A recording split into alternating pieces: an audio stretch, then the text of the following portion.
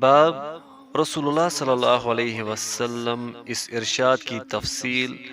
کہ میں تم سب سے زیادہ اللہ تعالیٰ کو جانتا ہوں، اور اس بات کا ثبوت کہ معرفت دل کا فعل ہے،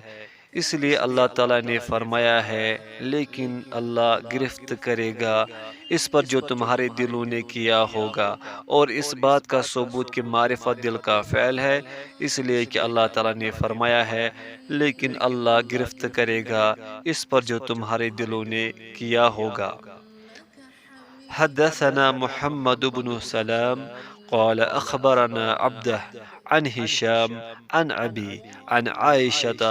قالت كان رسول الله صلى الله عليه وسلم إذا أمرهم من الأعمال بما يطيقون قالوا إنا لسنا كهيئتك يا رسول الله، إن الله قد غفر لك ما تقدم من ذنبك وما تأخر، فيغضب حتى يعرف الغضب في وجهه ثم يقول إن أتقاكم وأعلمكم بالله أنا۔ ترجمہ: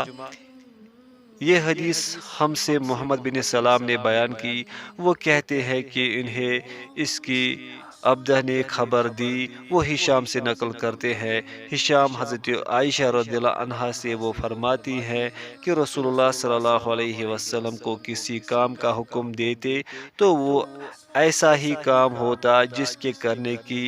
لوگوں میں طاقت ہوتی۔ اس پر صحابہ رضی اللہ عنہ نے عرض کیا کہ یا رسول اللہ، ہم لوگ تو آپ جیسے نہیں ہیں، آپ تو معصوم ہیں،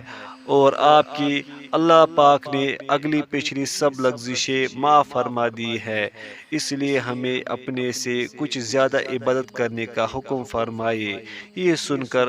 آپ ناراض ہوئے، حتیٰ کہ خفگی آپ کے چہرہ مبارک سے ظاہر ہونے لگی۔ پھر فرمایا کہ بے شک میں تم سب سے زیادہ اللہ سے ڈرتا ہوں اور تم سب سے زیادہ اسے جانتا ہوں، پس تم مجھ سے بڑھ کر عبادت نہیں کر سکتے۔